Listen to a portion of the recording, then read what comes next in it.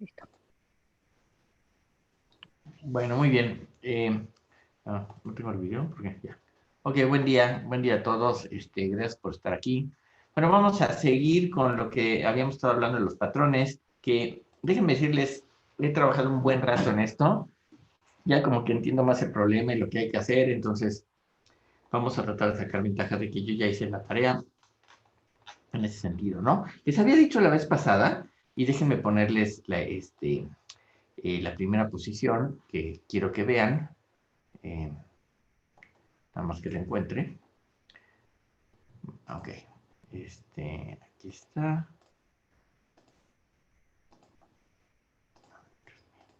Eh, ok.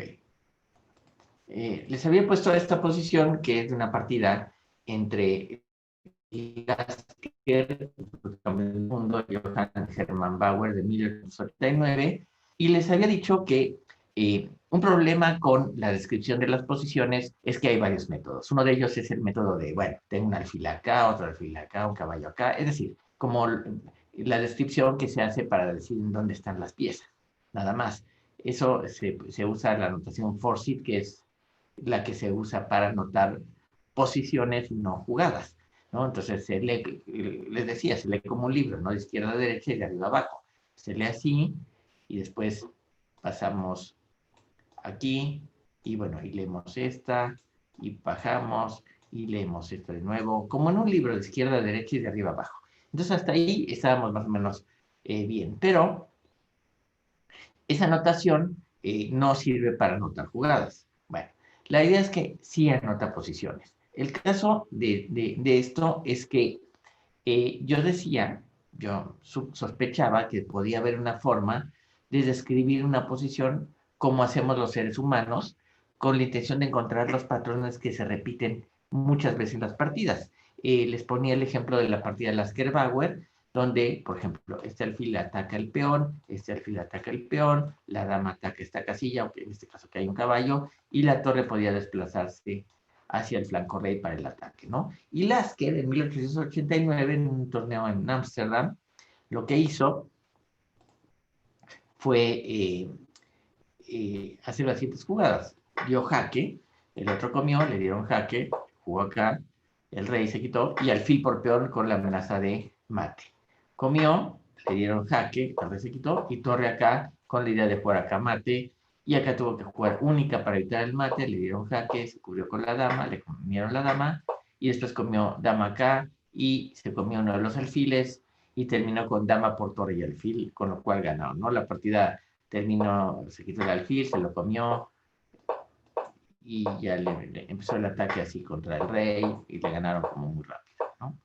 En fin, esa es una partida, pero no es la única partida que hay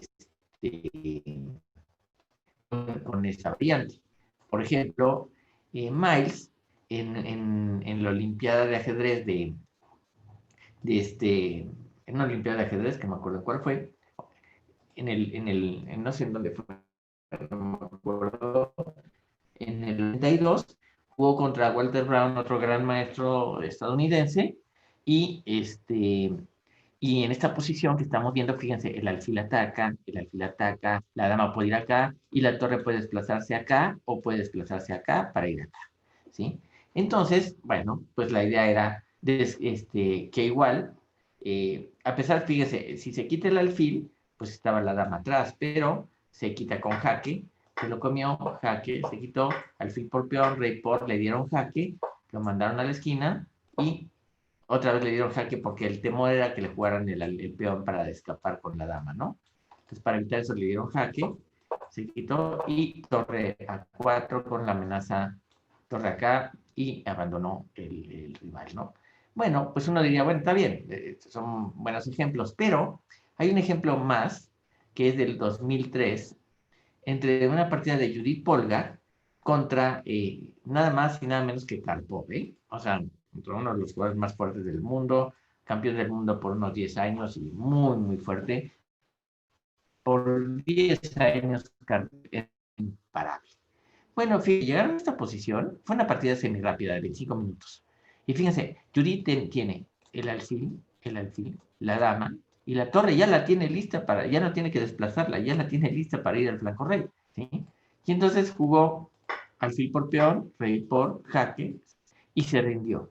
Porque si rey acá, le iban a jugar alfil por peón, rey por jaque, perdón, jaque, rey acá, no se puede ir a otro lado, y mate, porque la torre le quita el escape, ¿no? Entonces, fíjense, 3 partidas de 3 años muy diferentes, 1889, 1982, 2003, y esta posición cero. Fíjense, cuando Judith jugó esta partida, eh, llega a esta posición y Karpov no se había percatado del sacrificio de los dos alfiles como en la partida de Lasker-Bauer. Y Judith sacrifica, ¿sí? Y si tú no conoces la partida Lasker-Bauer, ¿sí? Pues debes pensar que Judith hizo una combinación súper brillante, pero en realidad hizo una combinación rutinaria, ya la sabía, ya conocía el patrón y ya sabía cómo se establecía y cómo se tenía que ganar. Entonces, eso habla de que los patrones pueden ser una gran idea para resolver este, este, este tipo de situaciones. Déjenme entonces ponerles, bueno, entonces lo que yo hice básicamente fue describir una serie de patrones. A ver, va a quedar muy chiquito, pero bueno, déjenme que les comparto la pantalla para que lo vean, ¿no? Y es que está muy chiquito, déjenme ver si a ver, 75. No se va a ver. Bueno, aquí tengo la posición de Lasker-Bauer, ¿no? Con las flechas que corresponden. Y podrán ver el patrón que yo definí, que les decía que son ataques y defensas, es la dama, y entre paréntesis, la pieza que hacia donde puede ir, en este caso a H5. El alfil que ataca el peón negro, porque está en minúsculas, en H7. El otro alfil que ataca el peón en G7. Una torre que puede atacar, es decir, puede ir a F3. Y la jugada inicial de la combinación, alfil por H7 jaque, y después comérselo con el caballo y ganar. Esta posición, si ustedes se fijan, contra la partida de Miles es la dama también puede ir a H5. Fíjense, la dama en la partida de Lasker está en E2, pero en la partida de Miles está en F3. Es decir, no importa, porque en realidad lo que importa es a dónde puede ir la dama. Es decir, la dama podría haber estado en D1, en E2 y en G4 incluso, donde la combinación se permite. Entonces la dama ataca H5, el alfil ataca H7, el otro alfil ataca el peón de G7, y la torre en lugar de en F3 se puede ir a C3. Si se fijan, este patrón que estoy marcando acá arriba, ¿sí? Es idéntico, bueno, prácticamente idéntico es la misma combinación. Y con la partida de Judith es lo mismo. Se puede plantear el mismo lenguaje que describe el mismo patrón, ¿sí? Y esto no es porque a mí se me ocurra, es que el ajedrez es un juego de patrones. Es exactamente la razón por la cual los patrones existen, porque el ajedrez se repite en posiciones. Ahora bien, para describir un lenguaje, ¿sí? Debemos entender un lenguaje que describa posiciones. Tenemos que entender que no siempre tenemos las mismas posiciones, tenemos posiciones que son similares, ¿no? Si vemos, por ejemplo, estos dos patrones, no son la misma posición. Fíjense aquí la estructura de los peones en el Lasker-Bauer contra la estructura de peones que tiene aquí Miles contra Brown en el segundo diagrama. Son diferentes, pero las flechas indican que estamos hablando de la misma posición, ¿sí? Entonces, eh, eh, esta definición del patrón es lo que un ajedrecista lo ve así a simple vista. Cuando conoce el patrón sabe qué tiene que hacer. Les digo, Judith le hizo una combinación que tiene desde 1889, ¿sí? O sea, tiene más de 120 años que se la hizo. Bueno, se la hizo en 2003, ¿no? En 110 años después le repitió la receta a Karpov, que se le pasó, y Karpov seguro conocía la partida. Tan es así que cuando le juegan alfil por peón jaque, el rey come y le dan dama H5 jaque, abandonó la partida porque sabía que se le venía la combinación que Lasker-Bauer hizo, ¿no? De acuerdo a Peter Frey, un investigador de los años 70 en ajedrez por computadora, que tiene un libro de ajedrez por computadora, se los voy a mandar. Es un libro antiguo, pero tiene información interesante. Bueno, hay 3 tipos de conjuntos en la similitud. El tipo A lo define como aquel que muestra características de los patrones completas, es decir, como en este caso la partida Bauer contra Lasker y la partida de Miles contra Brown, representan el mismo patrón. Ahora bien, el tipo B muestra características que en general están presentes, pero no siempre lo están. Y el tipo C, aquellas posiciones donde las características están a veces. Bueno, esa es una clasificación muy genérica y yo no estoy tan seguro que sea muy útil, pero ahí la tiene, ¿no? Ya en años pasados se han hecho intentos para diseñar programas que saquen ventaja de esto. Por ejemplo, el caso de NIMSO, un programa escrito por Chris Donninger, que escribió un lenguaje que se llamaba Che, así como C, y después se llamó C++, ¿sí? Y se supone que es muy fácil de usar, pero no tiene nada de fácil de usar. Y además la documentación creo que viene en alemán, entonces pues, he hecho la traducción con Google, pero no está fácil de usar y se supone que eso permitía a NIMSO, el programa de Donninger, a reconocer patrones, ¿no? Ya lo vamos a ver, yo tengo el artículo original de Donninger donde habla sobre Che, y bueno, y el otro programa es Hightech, el que hizo Hans Berliner, el programa que habla de los patrones y que sí les mandé el libro de el sistema, me parece, ¿no? Bueno, ese libro del sistema, déjenme ver. Eh, sí, bueno, creo que les mandé el libro del sistema, ¿no? De System, que es el libro que escribió Hans Berliner al respecto de esto, ¿no? Bueno, entonces, también por eso es importante, porque Berliner también encuentra estos chunks, o sea, estas instantáneas, ¿no? De posiciones en ciertos lugares, estas configuraciones o estos patrones chiquitos, los cuales después accede a ellos, ¿no? Bueno, ahora también tenemos un detalle interesante. Déjenme ponerles la siguiente posición para que revisemos eh, algo muy simpático que está descrito en el lenguaje ¿cómo se llama? De patrones que describí, que ahorita lo voy a describir con más precisión. ¿Están viendo esta posición ya o no?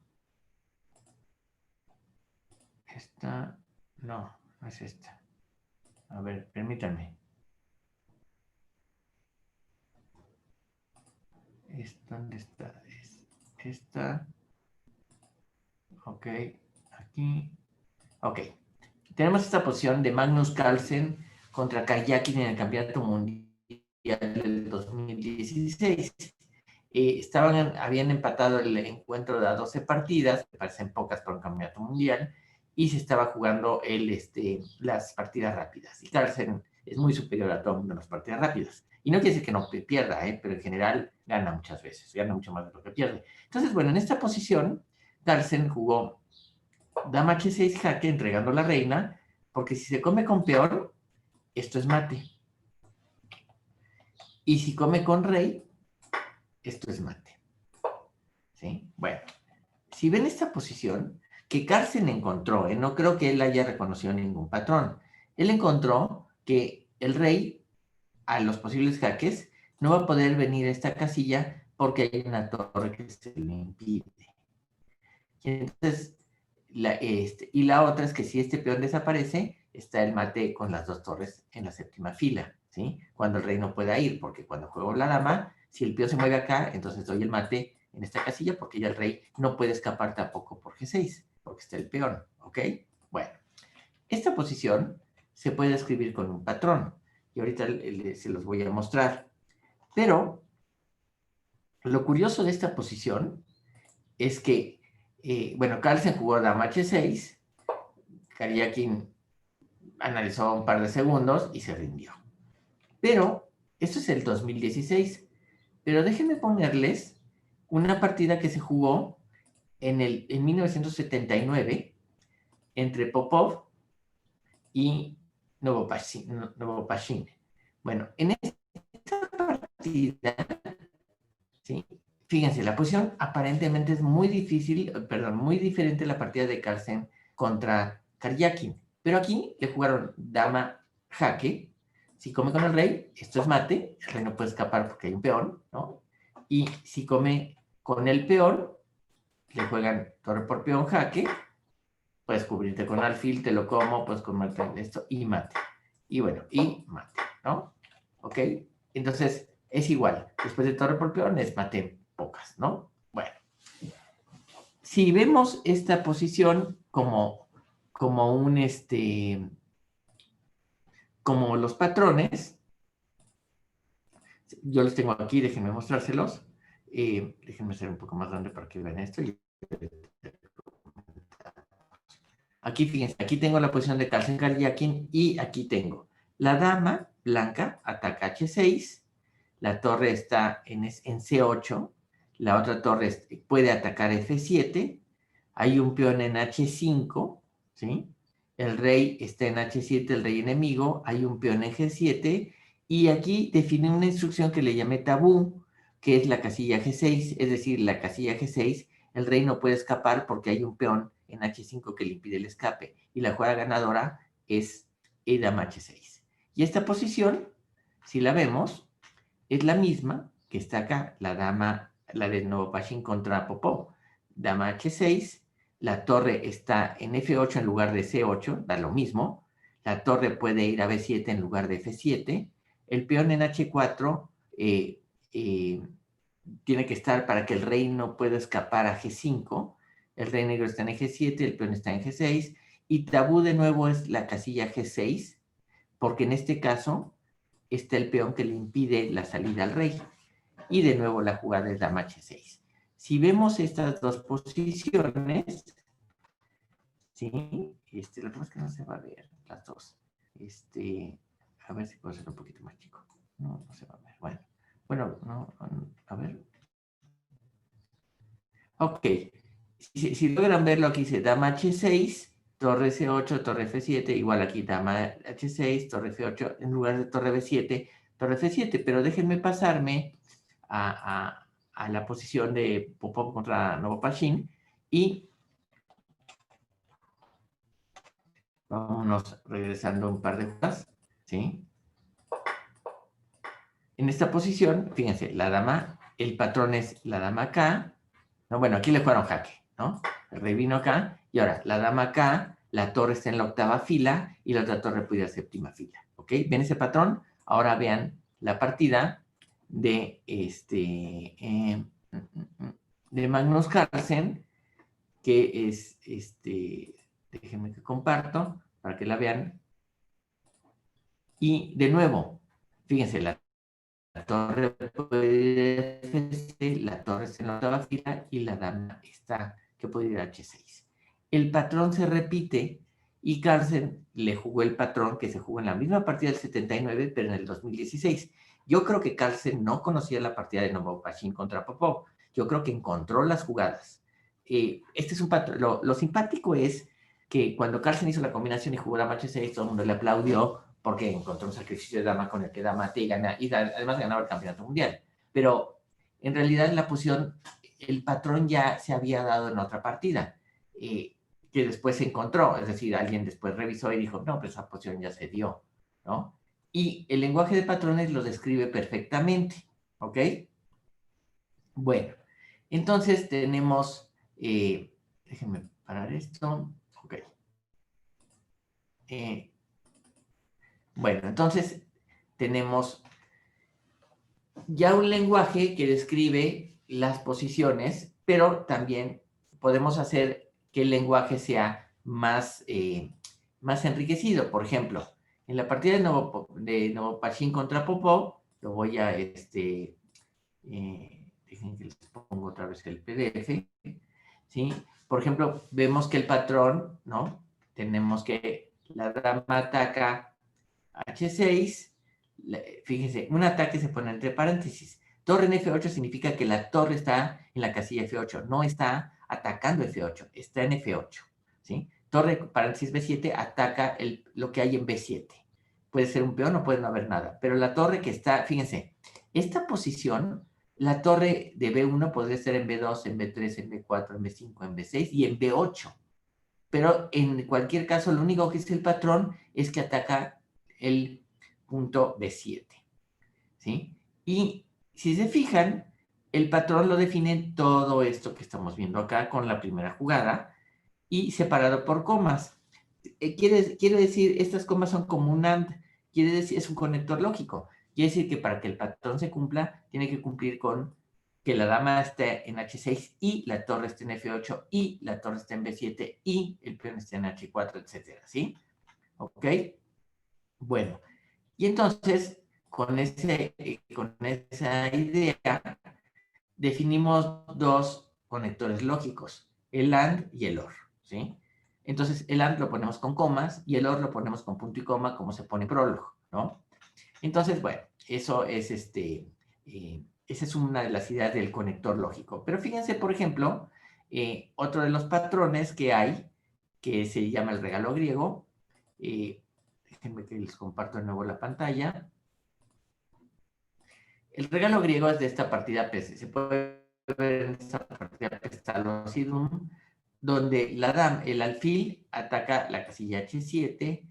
Fíjense, aquí, por ejemplo, el patrón es, el alfil está en D3, el caballo está en F3, hay un peón en E5, el negro tiene un peón en G7, en H7, un peón en E6, el rey en G8, pero aquí yo pongo la dama blanca va en D1 o en G4, o sea, puede estar acá, acá, o bien puede estar acá, ¿sí? Ese es el OR que quería mostrarles. De la misma manera, el alfil podría no poner que el alfil esté en D3, podría poner el alfil ataca H7, que es más preciso. Y entonces aquí, bueno, normalmente la dama en este tipo de posiciones aparece acá, pero el patrón que están el caballo, el alfil y la dama puede desplazarse a H5 otra vez. Y ese es el regalo griego, ¿no? Bueno, y ya estando entrado en gastos, se me ocurrió que también se podía, que los patrones no solamente sirven para posiciones de táctica, sino posicionales. Es decir, podemos definir la capacidad de entender ciertos patrones que no tienen una consecuencia de jaques y mates, cosas así. Y entonces definí dos instrucciones. Una se llama struct W, que es struct de las blancas, y pongo la lista de peones que lo definen y la estructura de las negras en su lista de peones, ¿no? Por ejemplo, hay un priyome es una configuración o un patrón muy establecido por los rusos. Priyome es la palabra rusa para establecer un patrón en ajedrez, como en la partida Botvinnik-Donner, y esta es la posición que plantea Botvinnik, ¿no? Y la estructura del blanco la defino acá y la estructura del negro la defino acá. Bueno, se necesita definir las dos estructuras para definir el problema. Y el problema es que Botvinnik reconoce que la casilla C6 es débil, que es un tema bastante, digamos, superior de alguna forma, ¿sí? Y siguió hizo una serie de jugadas de tal manera que terminó jugando un peón a B5 y después colocó un caballo en C6 y ganó la partida con cierta facilidad, ¿no? Bueno, pero este patrón ya ocurrió en una partida entre Aronian y Carlsen, donde igual, ¿sí? La debilidad está en la casilla C6. Y entonces aquí, Aronian, la estructura de peones es muy parecida y Aronian jugó un alfil acá, cambiando el alfil que defiende la casilla C6 y terminó ganándole a Carlsen, ¿no? Aquí están las dos partidas, están en el... No las voy a ver, pero bueno. Aquí entonces les voy a mostrar un resumen de lo que debería ser el lenguaje de patrones. Bueno, yo tengo un peón, una pieza, la pieza 1, que ataca, ¿sí?, a la pieza 2. O defiende, si es del mismo color, se defiende. Digo que estoy defendiendo. Si es de diferente color, digo que estoy atacando. Ahora, un peón y pongo una casilla, digo que la pieza ataca esa casilla. O un peón y solamente pongo la casilla, la pieza está en esa casilla. La instrucción tabú y una casilla, E4, F6, lo que sea, hace que esa casilla esté prohibida. Es decir, el bando defensor no puede ir a esa casilla por alguna razón.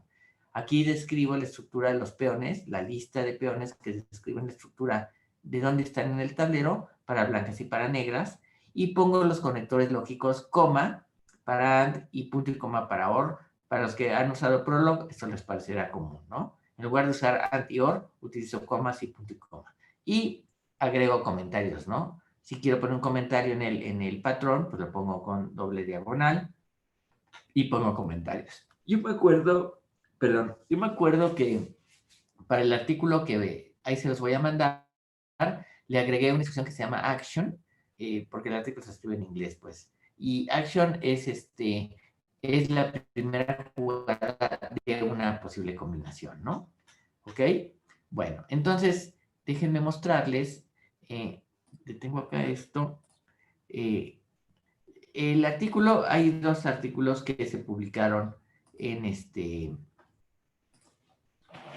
uno se escribió para una revista de ajedrez, ¿sí? Y el otro se escribió para una revista académica, ¿no? Déjenme mostrárselos. Aquí está. Ok. Déjenme hacer share. Este es el artículo que se escribió para la revista de ajedrez, en una revista española, ¿no? Y acá, como podrán ver, describo lo que hemos visto, ¿sí? El lenguaje de patrones, bueno, aquí aparezco muy contento, aquí pongo las flechas y demás para que los vean. Aquí lo pueden notar mucho más fácil porque los diagramas están muy cercanos unos a otros. Y aquí describo los patrones, ¿no? Y bueno, este es como el artículo light para que todo el mundo lo entienda. En realidad, el artículo interesante es es el siguiente. Dejen que lo busco, debe estar acá. Denme un segundo. Ok, creo que es este de acá. Bueno, esta es una versión. Esta es la versión final, ya corregida para publicarse en la revista sobre juegos, ¿no? Y sí está en inglés, pues, pero es lo mismo que describe el artículo que se escribió para la revista de ajedrez, pero sin todo este desarrollo así teórico de qué es lo que se hizo, qué sé yo, ¿no? Aquí está, sí, ven es corrected proof, o sea, ahí es la prueba final, y ya aquí viene la descripción del lenguaje, ¿no? Y ven, aquí le agregué una instrucción que se llama action, que es la jugada recomendada para el patrón, ¿no? Y los ejemplos, ¿no? La figura 1 y la figura 2, la Bauer y Miles Brown. Aquí ya las vimos. Entonces, aquí tenemos el patrón de Karyaki contra Carlsen y Popov contra Novopashin, los conectores lógicos con la partida de Nick Donner, ¿no? Y la otra partida de Aronian Carlsen, ¿no? Y después lo que hice, aquí sí lo reporto, porque pues, es un artículo supuestamente académico donde yo tengo una idea y reporto mis resultados. Y lo que tengo yo escribí un programa para encontrar los patrones usando nuestra descripción de la que hemos estado hablando. Yo usé la megabase 2018, les voy a mandar la megabase y les voy a mandar, tengo la 2020 y les voy a mandar el chessbase, que es el programa de base de datos que sirve para ajedrez, pero sirve también para que hagan sus experimentos. En el caso yo usé la megabase 2018, que tiene 7.187.893 juegos, desde los años 1475 a 2017. ¿Ok? Y definí un patrón, aquí lo pueden ver, y encontré 1.194 partidas con el regalo griego, que así se llama ese patrón. Bueno, 99 partidas se empataron de las 1.194 y no las voy a hacer caso porque pues, es igual para blancas o para negras, ¿no? Aquí las blancas con ese patrón ganaron en 907 juegos, que es el 76%, y las negras ganaron en 188 juegos, ¿sí? Que no debieron haber ganado, ¿eh? Ahora, también calculo cuántas partidas de esas son de jugadores con ranking, o sea, que tienen una valoración en ajedrez de su fuerza. Y en 700 juegos rankeados, es decir, entre jugadores que han jugado en torneos oficiales y tienen un ranking, un rating, un elo, las blancas tienen hicieron un desempeño con un promedio de 1971 y un desempeño de 2097, es decir, un desempeño por encima de lo esperado, ¿sí? Y con negras, en 840 partidos rankeados, las negras a un promedio de un ranking de 1823 puntos, que es la puntuación que tiene un jugador de ajedrez. Bueno, ya lo vamos a ver eso también. Hicieron 1756 de promedio de desempeño, es decir, que tuvieron un mal desempeño, ¿no? Y esta es una imagen del programa de los patrones que el lunes lo vamos a echar a andar para que lo vean cómo funciona. Una de las críticas que se me hizo al artículo, o sea, los revisores del artículo, es que yo les decía que un patrón podía tardar más o menos entre 1 o 2 segundos para encontrarlo, porque el patrón tiene que buscarse en todo el tablero, ¿sí? Y me decían que es muy lento. Y yo decía, sí, yo sé que es muy lento, pero lo que yo quería simplemente mostrar es lo que se llama una prueba de concepto, es decir, que el patrón existe y se puede dar, ¿sí? Entonces, ahora, ¿es lento? Sí. ¿Se puede hacer más rápido? Seguro, ¿sí? Pero en este caso se hizo, solamente quería demostrar la existencia o la posibilidad de que esto ocurriera. Fíjense que después, ahora con la pandemia, yo escribí un programa que en lugar de buscar los patrones en los tableros, lo que hice es buscar los patrones en la notación FEN, que es la que describe, como les había dicho, las posiciones. Y usando búsquedas regulares, no sé si conocen, ¿han usado búsquedas regulares o no?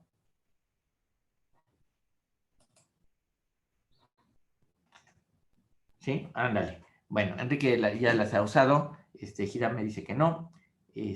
Bueno, las búsquedas regulares son las búsquedas que hacemos, por ejemplo, cuando buscamos un archivo y le decimos, busca todos los archivos que son a*.jpg, por ejemplo, ¿no? Entonces el programa encuentra todos los que son a con cualquier otra cosa .jpg. Eso es una búsqueda regular. Es decir, se utilizan unos metacaracteres que son la interrogación para buscar un carácter o un asterisco para buscar toda la cadena, ¿sí? Así genérica, o se pueden poner otro tipo las búsquedas regulares tienen esa virtud, ¿no? Se pueden poner un montón de metacaracteres para hacer búsquedas mucho más poderosas. Bueno, yo modifiqué mi programa de búsquedas, de patrones, y lo usé con las posiciones FEN y subí de algo así como hacer una búsqueda en una partida de 80 jugadas promedio, 80 movimientos por blancas y negras, o sea, 40 jugadas, que es más o menos el promedio en una partida, que me tardaba como 1 segundo o 2 segundos en encontrar el patrón, a veces más, dependiendo del tipo de máquina que estuviese usando, ¿no? Van a ver, mañana voy a mostrarles, perdón, el lunes les voy a mostrar esto en mi máquina. Tengo una máquina con 8 procesadores y qué sé yo, y 6 gigabytes, y bueno, tengo toda la memoria del mundo y tengo todo para que funcione, pero Windows 10 alenta todo el proceso, ¿no? Curiosamente, tengo una máquina con Windows 7 y es mucho más rápida procesando patrones que la de Windows 10. Es increíble, ¿sí? Porque la otra máquina tiene 4 gigas de RAM contra esta que tiene 16, y sin embargo la otra es mucho más rápida. Bueno, yo encontré, déjenme ver si encuentro, también ya lo tengo por ahí, ¿cómo se llama? En mi blog lo puse. Ahorita les doy el enlace para que lo tengan. En el blog escribo de todo, ¿eh? Está todo lo que hago y están mis críticas al gobierno y a la pandemia entonces, bueno, así que se van a encontrar con un montón de cosas aquí. Déjenme ver si lo encuentro. Aquí está, lo que he hecho, déjenme, ahorita les doy el enlace, déjenme buscarlo. Les digo, he trabajado mucho rato con esto y entonces, evidentemente, ya entiendo mejor el problema y por eso el lenguaje de patrones me parece que es una idea interesante que además soluciona de alguna forma ciertas dificultades, ¿no? Y aquí, por ejemplo, déjenme, ahora sí lo comparto porque ya lo encontré. No, este no es este. Aquí, si ven, tengo la morsa, mi blog está en mediomorsa.blogspot.com y le puse la búsqueda de patrones y eventualmente llegué a lo que hice en mayo 27 del 2020, que es el buscador de patrones ajedrecísticos, y encontré, bueno, lo que hice, describo el patrón aquí digo que estos puntitos grises, lo que estoy diciendo es que son las casillas están vacías, es decir, no hay nada aquí, y es el patrón que se llama regalo griego. Y este patrón lo busqué, o sea, este es el equivalente a la cadena de símbolos. Esto es lo mismo que esto. 1, 1, 1 son casillas vacías, el rey negro es minúscula, y le puse unas X para ponerlas, que no hay nada que esté estorbando, ¿no? Y esto lo pasé a esta simbología, ¿no? Y la búsqueda regular la hice poniendo estos metacaracteres. La interrogación me deja solamente un espacio, o sea, una interrogación me permite un carácter que puede ser cualquiera, y aquí describo mi búsqueda regular, y aquí están las posiciones de la base de datos como si fuesen un tipo en el formato de Forsyth, pues, que les digo. Y entonces lo que hice es hacer la búsqueda regular sobre esta base de datos que les estoy mostrando, ¿sí? Y encontré que, bueno, o sea, una librería ahí para hacer las búsquedas en base a búsquedas regulares, y encontré que mi programa podía analizar 54 partidas por segundo. O sea, podía analizar, por ejemplo, el software tardaba 32 segundos analizando 1030 partidas, ¿sí?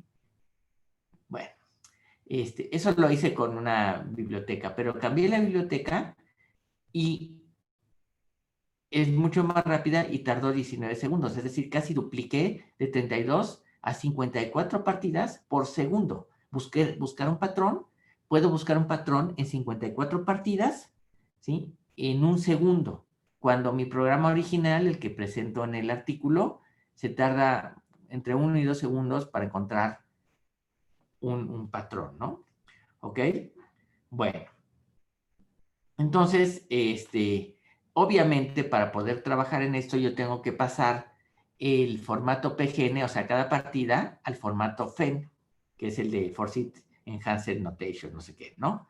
Y hay un programa que yo no escribí, lo saqué de aquí, viene el enlace, para hacer esa tarea, ¿no?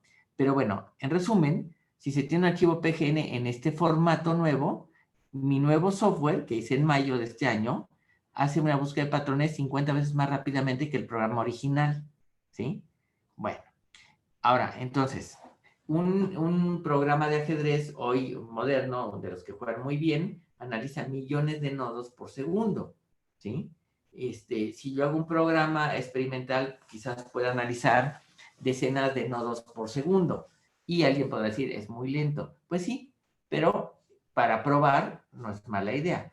No estamos compitiendo en velocidad. Es como si yo hago un programa que hace un filtro gráfico, pues puedo procesar una imagen que sigue en un par de segundos, mientras que Photoshop lo hace casi instantáneamente a veces, pero yo lo que quiero demostrar es lo que se puede hacer, ¿no? Entonces, en ese sentido, la idea de usar los patrones es que un programa puede encontrar un patrón y decidir entonces qué jugadas valen la pena sin tener que abrir todo el árbol de variantes. Y eso es como jugamos los seres humanos, ¿sí? Encontramos las jugadas, no analizamos como máquina, no analizamos millones de nodos, analizamos 3 o 4 variantes, nada más. Y sin embargo jugamos bien. Jugamos bien porque entendemos de patrones, ¿sí? Bueno, entonces aquí está el artículo y lo pueden buscar acá arriba, está el enlace. Pero si quieren, si le ponen patrones, así si le ponen en elmorzablogspot.com y buscan patrones, aquí en la caja de búsquedas podrán encontrar todos los patrones que he usado, todos los artículos que he escrito sobre patrones están aquí, ¿no? Y habrá cosas que se repiten, pero bueno, este ha sido un trabajo de muchos años y a lo mejor me repito, pero no me importa, ¿no? El chiste es que se entienda de alguna manera lo que he estado haciendo, ¿no? Y por qué es importante, ¿no? La realidad de las cosas es que deben tomarlo en cuenta en ese sentido, es que esta propuesta de los patrones, que me parece muy lógica y muy evidente, a nadie antes se le había ocurrido hacerla así. Y esa es la contribución de todo mi trabajo, ¿sí? En ese sentido es una contribución original. ¿Qué tan importante es o no? Es otra discusión. Pero es una contribución de algo que a mí me parece una obviedad, ¿no? Cuando yo platico con alguien de una partida de ajedrez, le digo, yo tengo un alfil atacando H7, pero no le digo de dónde parte, nada más le digo que ataca. Y esa observación de que yo digo que quién ataca a quién, me parecía suficiente como para poderlo expresar en un lenguaje que describa las posiciones, ¿no?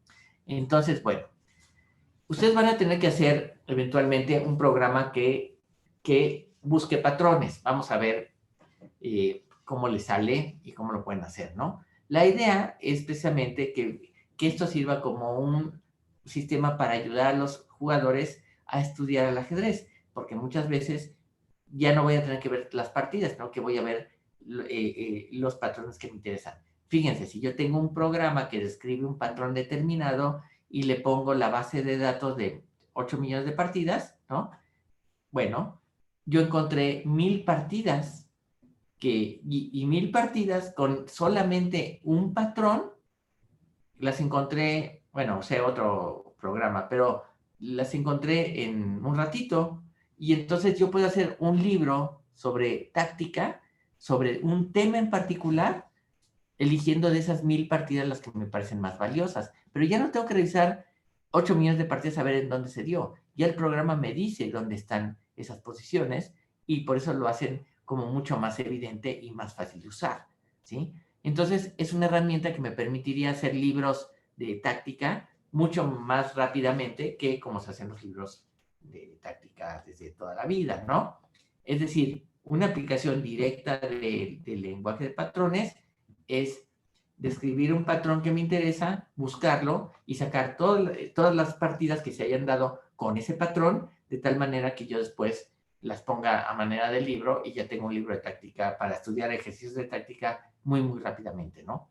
Esa sería básicamente una de las aplicaciones de los patrones. La otra es que se permite describir a través de este lenguaje, se permite escribir una configuración o un patrón que se da en la partida de ajedrez y ver las similitudes que se tienen con otros patrones, ¿no?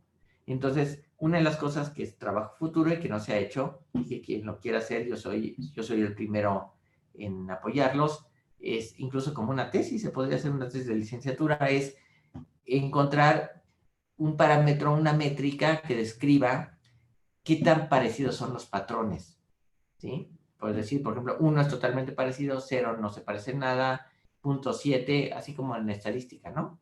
¿Sí? O en probabilidad, ¿no?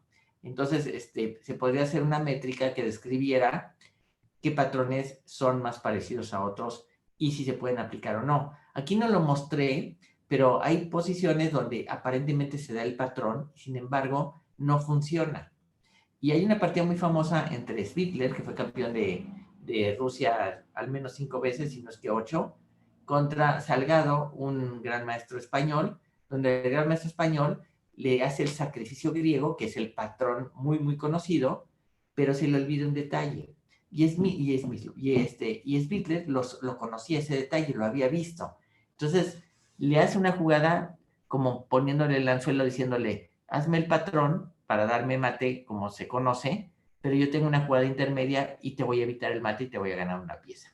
Y efectivamente, Salgado cree que le puede dar mate a Svitler, pero se equivoca, Svitler le hace la jugada intermedia inesperada por Salgado y le gana la partida. Pero Svidler lo vio. Svidler le hizo esa jugada con toda la mala leche, como diciéndole, entra al patrón y gáname. Nada más que el patrón aquí no funcionaba. Es decir, no siempre el patrón funciona. Entonces lo que hay que hacer es buscar las partidas donde el patrón ocurrió, ver por qué no se ganó y entonces ver cuáles son las diferencias contra un patrón que sí se hubiese ganado y sacar una métrica, ¿no? Eso no se ha hecho, es trabajo futuro o trabajo por hacer, pero yo tengo algunas ideas que no las he puesto en práctica porque estoy ahorita en otra cosa. De hecho, en lo que estoy, una vez se los paso al costo. Creo que fue Enrique el que me preguntó si había alguna teoría matemática al respecto de como del ajedrez. Lo que estoy haciendo es un álgebra de conjuntos que describe los patrones en términos de conjuntos y a través de la intersección de las partidas contra el conjunto de patrones, yo encuentro si el patrón existe o no existe.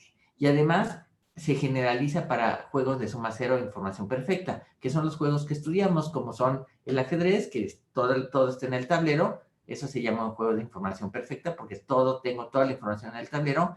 Y de suma cero es que porque la ventaja de uno es exactamente la desventaja del otro. La suma de la ventaja de uno menos la desventaja del otro siempre me da cero. Entonces, el ajedrez es un juego de suma cero y de información perfecta.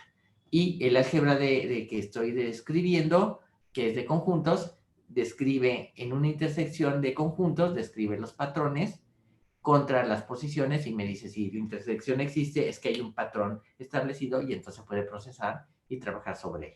¿Sale? Bueno, estamos entonces en el momento cumbre para que ustedes me digan dudas que tengan, ¿no? Está muy interesante porque, por ejemplo, se podría tomar una posición FEN como un índice para una base de datos. Por ejemplo, un SQL, tomar la posición FEN para indexar las jugadas, o Ajá. para Elasticsearch, usando esa posición FEN como Sí. indexador para revolucionar la velocidad de las búsquedas. Está interesante, muy, muy interesante. Bueno, fíjate, Enrique, eso que dices, que mencionas, te agradezco que lo hayas mencionado por una razón. Yo tengo muchos problemas con las bases de datos, particularmente con los índices. No entiendo cómo se indiza o se indexa una base de datos. No lo entiendo muy bien, ¿no? Y más en cómo indexar, lo voy a decir así, no sé si se dice, o indizar, la base de partidas FEN. Pero si tú encuentras cómo funciona el índice, podríamos hacer una prueba y yo creo que efectivamente lo que dices tiene razón. A través de SQL se puede hacer la búsqueda y debe ser mucho más rápida. No sé qué piensas, Sí, yo me imagino que sí puede ser bastante rápida. ¿no? Hay que ver, el lunes les voy a mostrar lo que he trabajado para que vean las velocidades diferentes. Y bueno, ya podremos seguir discutiendo. Me parece que es un buen camino el que tú mencionas y al final del día, pues necesito cierta velocidad para que se pueda trabajar, ¿no? Alex Gómez me pregunta, ¿estas búsquedas de patrones se encuentran posiciones en espejos rotadas? No, aquí no hago esa labor. No tengo ninguna instrucción que podría ponérselas, ¿no? Que haga por ejemplo, si el patrón es para blancas, ¿cuál es el patrón para negras, no? Se puede hacer una cosa parecida para blancas o para negras. Pero no, aquí básicamente describo el patrón sin estas posibilidades, lo cual no es mala idea, ¿no? Ya sea en espejo o rotadas. Esa es una idea que hay que también puede ponerse en un trabajo futuro, ¿no? Y Martín Felipe me pregunta para cuándo se entrega la tarea de patrones. Bueno, no hemos dejado todavía la tarea de patrones. Espérense tantito, el lunes platicamos de ese asunto. Termine con la parte del parser, que es latoso, ¿no? Entonces, a ver si el viernes que viene ya la tiene para pasar a la siguiente etapa, ¿vale? Bueno, no sé, ¿algo más? ¿Todo bien? Bueno, entonces, les agradezco que hayan venido. Ahorita me voy por el pan porque voy a desayunar, ¿sale? Bueno, nos vemos.